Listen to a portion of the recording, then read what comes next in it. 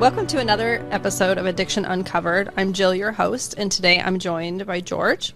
George struggled with addiction for years before he started his recovery journey August 3rd of 2021. Now he's dedicated to breaking the stigma by telling his story wherever and whenever he can to help inspire others. He's spoken at several events in the community, including at an Omaha memorial to honor homeless individuals who lost their lives last year. Today, he is a peer support specialist and a peer recovery coach. Welcome to the show. Thank you. Yeah, thanks for being here. Of course. So tell us how your struggle with addiction began. Well, it started when I was 13. Me and a friend of mine at that time found a gun and we were playing with it. And like kids do, we didn't know what we were doing. We were playing, pointing the gun at each other. He put it up and put it to his head and pulled the trigger, and that was it. And from that point on, I ran, and I continued running up until about 4.5 years ago. Wow. So, major traumatic event right in the beginning. And how old were you, did you say? 13. 13. Wow. Okay. I was 13 years old. Yeah. What was I going to say? Who was I going to talk to? Right. Mm-hmm. Well, and I would guess probably that drugs or drinking or whatever you were doing at that time after that event just was a way to escape all of those memories. That's what it was all about. I mean, I started using alcohol to start, just to try to drown all that pain away. And about a year later, I was introduced to cocaine to sober up, and that was a nightly thing for me. Then it became just running the streets and doing whatever I can so I can get more. And, it's the only thing that would ease that pain, that guilt, that fear, just for that little bit of time. Mm-hmm. And it became the norm. Mm-hmm. How long did that go on? For several years. Well, the only time I was ever anywhere close to being sober was when the several arrests in between, because I was always doing stupid stuff like stealing alcohol from stores, breaking into houses to get alcohol, whatever I can get to take care of my habit. Okay.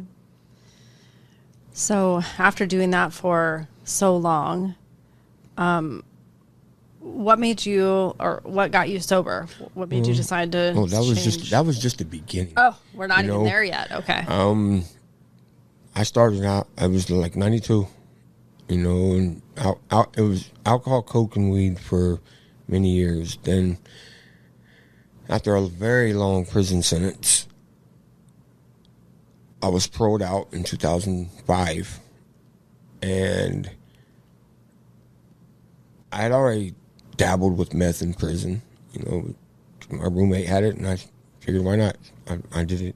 It kept me awake. I didn't have to worry about my nightmares. That's when I started doing meth. I was not even 30 years old yet, and I started doing it for a lot. Because when I slept at night, when I tried to sleep at night, I just kept having them flashbacks and seeing everything kept replaying. Everything I've done in my life up to that point kept replaying in my head. And I just couldn't sleep. So I started doing meth more and more and more. Then I started shooting it. Once I started shooting it, my life was pretty much over. I kept going for many more years. Back into another prison sentence. In early 2006, I went back to prison. I didn't get out until late 2010. Even when I met this lady in prison, we got married because she was pregnant, and that didn't keep me clean. I was in a very narcissistic relationship. She was very abusive, and we lost our kids. They went to my mom, and this would have been, my mom got granted guardianship in 2013. And they lived with her for 10 years. I tried first tried getting clean in 2015. It was June 6th, 2015. I was at the end of my ropes at that time. I was in the middle of the woods in Lincoln with a gun in my head. I pulled the trigger 3 times. The gun jammed. You know, I tried. I mean, I got clean. I made it 9 months. You know, but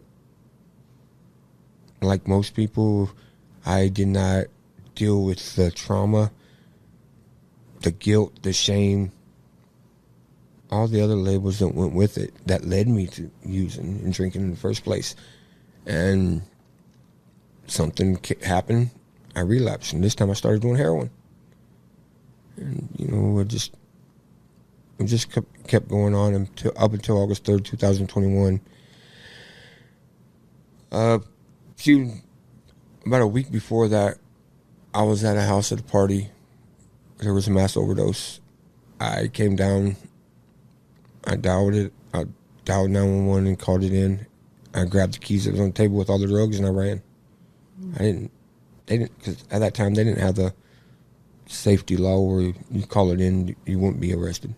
So I was scared what was going to happen. So I jumped in the car, and it wasn't even mine, and I ran. And I went on a very long mix of doing meth, heroin together, and I was in bad shape.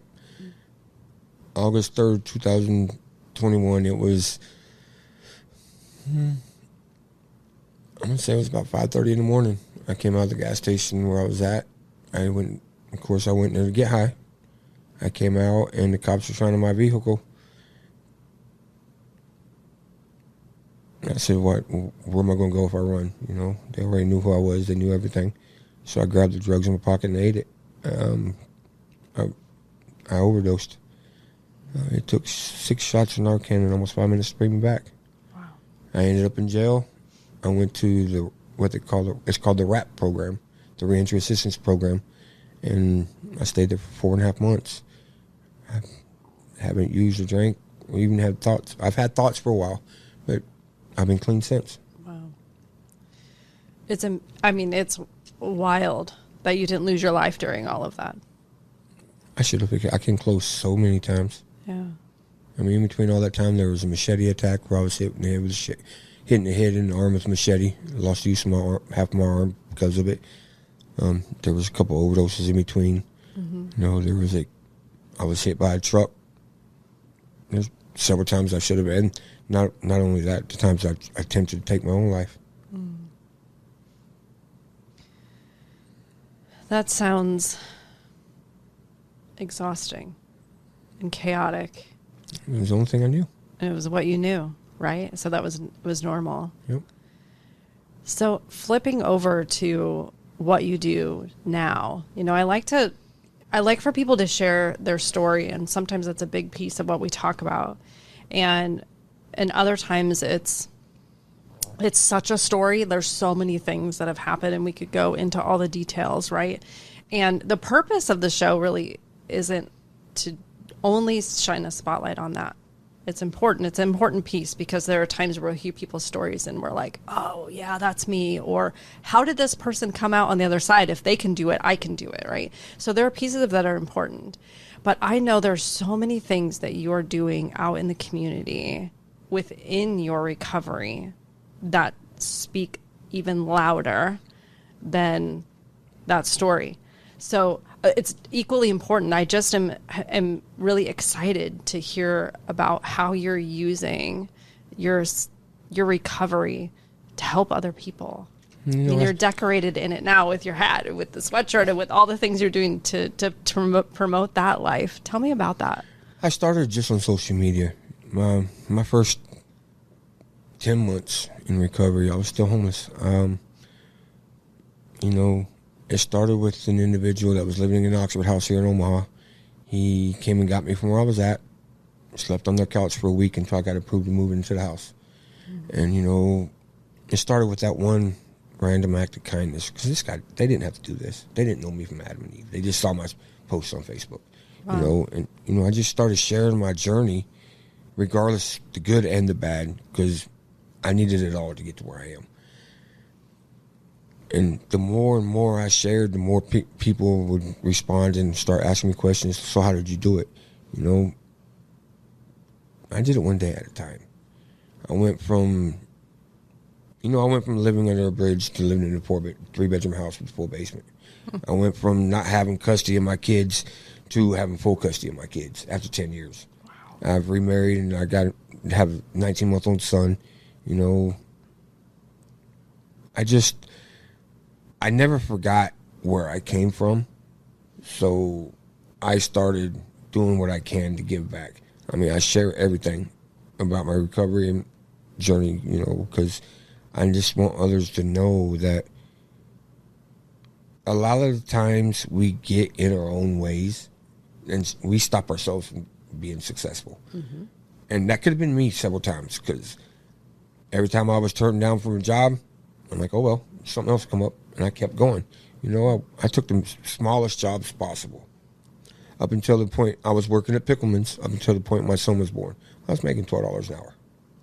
But it was money. I had a job. Mm-hmm. You know, when my son was born, me and my wife made a decision that I would be a stay-at-home dad. And so that's what I did. I stayed home, and I was able to watch every little milestone, stuff, everything I missed with my other two kids growing up.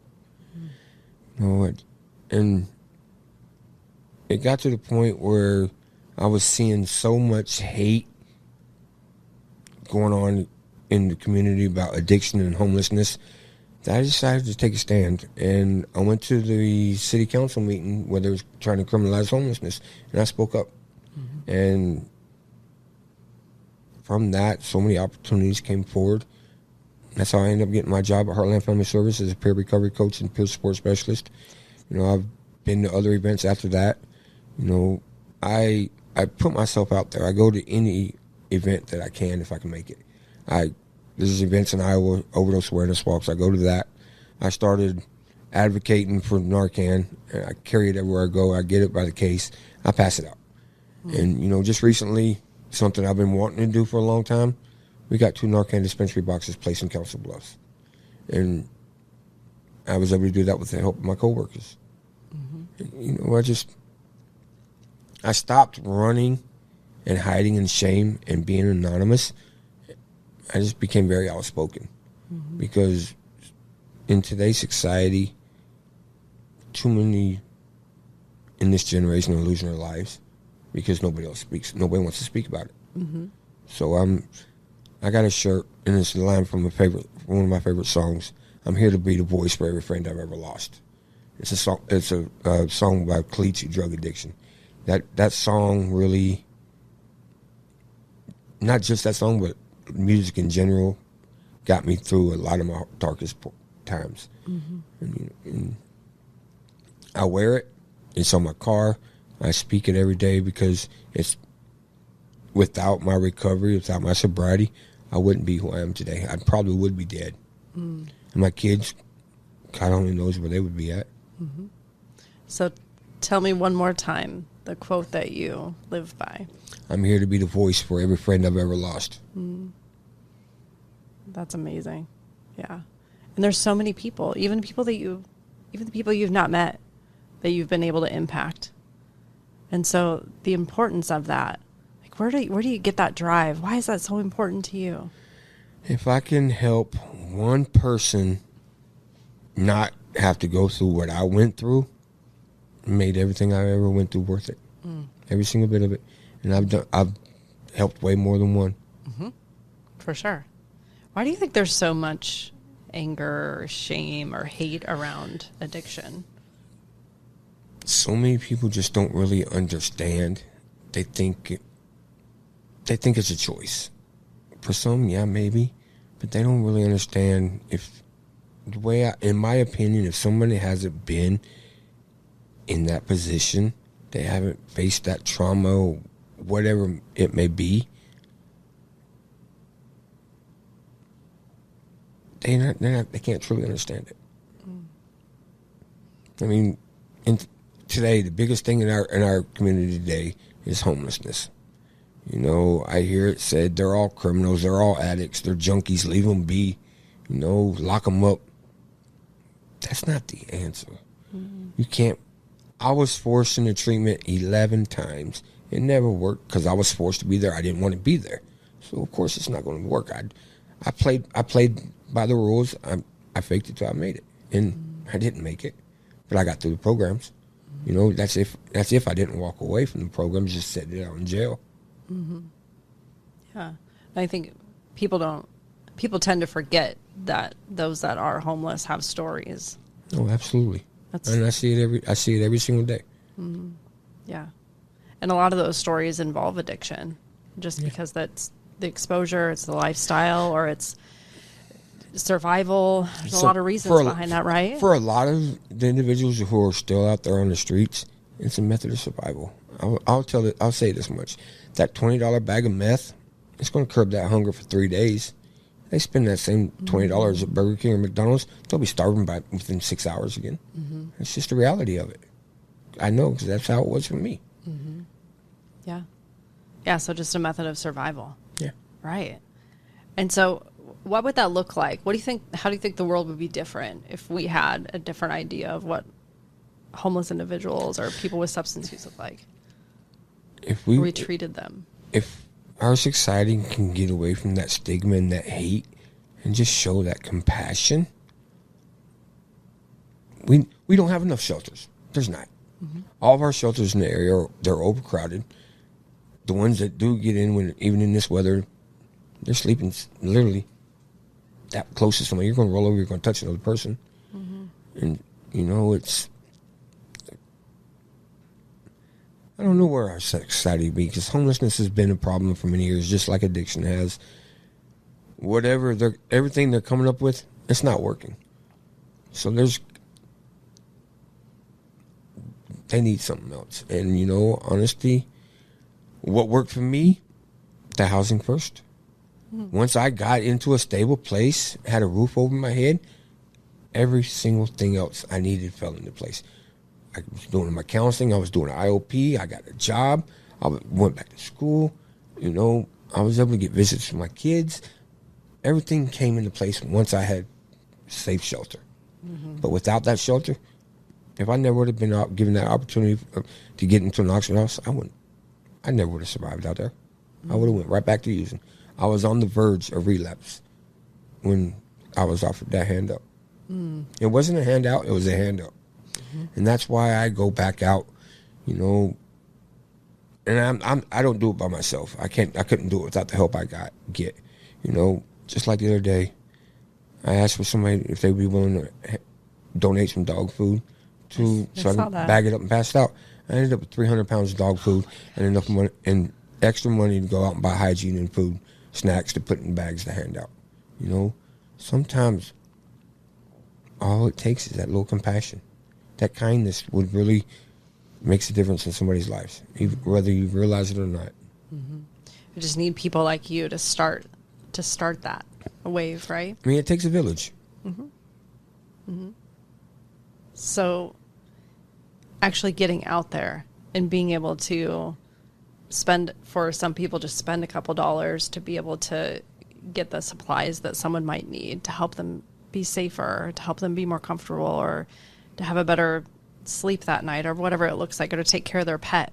Like those small acts of kindness, with you helping to facilitate some of that and actually make it happen out on the streets. You're saying that if we address that first and we do more of that, then the other things will come. Yeah, absolutely. Especially for the ones with pets.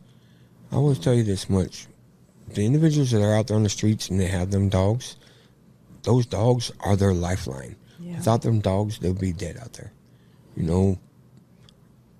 I've seen several people, that's what's keeping them from getting housing. They can't take their dogs to shelters. Mm-hmm. Can't go to treatment. They can't go to treatment. Yeah. And I'll say this.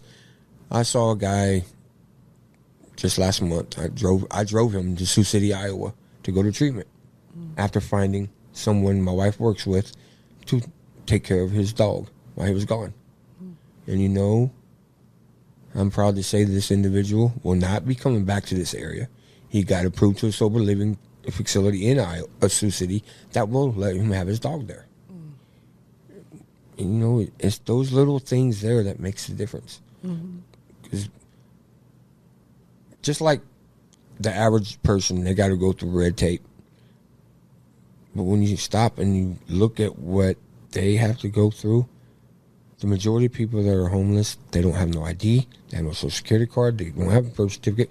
Somewhere down the road it's got lost, or stolen, you know, they're starting from scratch. You got to build. I mean, we all know how it is. You got to have a birth certificate, Social Security card to get an ID.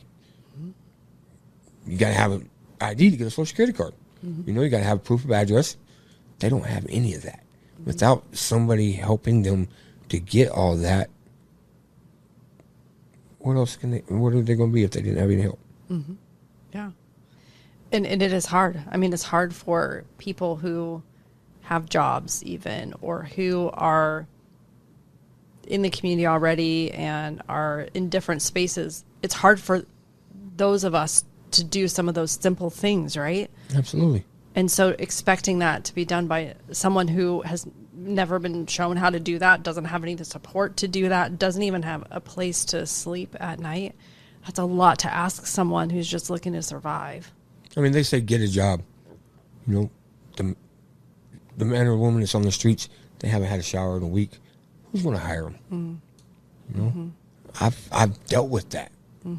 It's not easy. It's hard, but it's possible. Well, and I think people knowing that you've been in that same position, I think there's people that maybe wouldn't be as open to receiving the help or to talking to people because maybe they just don't get it, right? Someone like me or somebody that hasn't been in that situation going in and trying to say, like, you know, this is what you need to do or this is how we can help you, looks really different, feels different than someone who's really been in it before and can really relate. You can see it in a different way that a lot of us can. Well, I do, because, you know, like I said, I've lived it. And that's what I love about my job as a recovery coach and peer support specialist.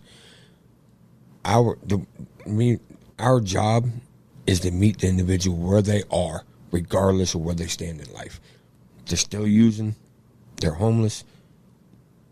If we have to go out and meet them in the park to talk to them, that's what we do. That's what we do. You know? And we build that trust, and that is a key aspect, because so many people who are out there on the streets, whether they're addicted or not, they have no trust, especially because they don't trust because the way our society treats them as outcasts. And that's how they're treated. We see it every single day. You know, they're just trying, like I said, they're trying to survive, and we treat them like crap. Our society treats them like crap for that. Right. But once we build up that trust, it takes time, you know, because when something comes at them, I know for me anyways, when somebody came at me with something, hey, you got a way to get this? Can you meet me here and I'll give you some money? What do you want? You know, what do you want for that? It's transactional, yeah. It's that's how they feel. That's how they think, because that's how it's been treated all their lives. Yeah. What would you tell somebody who's listening, who is in that same space? You know, it doesn't matter where you come from, what you've done, who you are, your race, nationality. It does not matter. You can do this. You are worth it. I can say it doesn't matter about your felonies. I have 44 felonies and 97 misdemeanors in my background. And I got hired as a professional in a job setting, you know. I work for a nonprofit organization. I spent 28 years out on those streets getting high. But I got everything I can ever ask for right now. I'm not rich by no means, but I am. You have your family. I have my family. You have your kids. I have that little boy. I have a family, 7 kids, from 26 down to 19 months. 5 of them aren't mine biologically, but they're my kids. And they all know they can come to me whenever they want.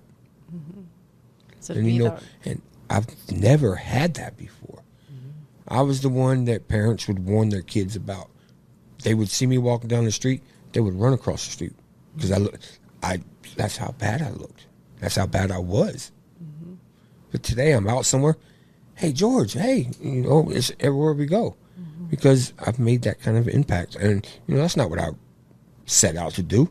I just set out to just share my story and let people know that change is possible. I love that. Simple and amazing. So where do people find you? Mainly on Facebook. I do most of my advocating through social media. I mean, if you're in the area, especially in Council Bluffs, Iowa, they can always come to the Heartland Family Service Peer Center. We try to get resources for mental health and addiction, and whatever else we can do to help. You know, we just give you somebody to talk to. You know, I've had a couple people that's actually came down there from Facebook, and you know, we got them in services, got them in the treatment. We've done what we can. You know, that's what we do. We meet them where they are, and we do the best we can to help them out. At least give them somebody to talk to and listen. Yeah, that's important. Just having somebody alongside them, so they're not alone. Yeah. Wow, I'm just so grateful that you do all the outreach that you do, because there are very few people that have the courage to get out there and really do the work on the streets, front line. But that's where the change happens, to get them into other spaces sometimes, to be able to have that ongoing care or whatever that looks like. It really is, because, you know, our shelters, they're so spread apart. The Stevens Centers were out in South Omaha, the Sienna Francis downtown Omaha, and then Open Door Missions out in Carter Lake. What about the ones who are out here out west? What options, what opportunities they got? You know, I know when I was out there, I stayed out here out west because I stayed away from the nonsense downtown. Because that's where most of the nonsense takes place. I didn't go in North Omaha because I didn't know anybody out there, except for when I was getting drugs. So I stayed away from those areas, which is always North Omaha, South Omaha, or downtown. So I hung around out in west. There's nothing out here. There's no warming centers. There's nothing. So, and I see it every day. There's so many homeless out here, out west. It's sad. That's why we need more people like you doing what you do and going to where they are. I carry in the back of my car, I have a backpack full of Narcan and fentanyl test strips. Awesome. I mean, if I carry those test strips because, you know, addiction is addiction. People are going to use regardless. You know, I would rather see a person that's still using continue use, but be safe to have a chance to recover than to have to go to their funeral. You know, that's harm. That's part of harm reduction. You know, that's right.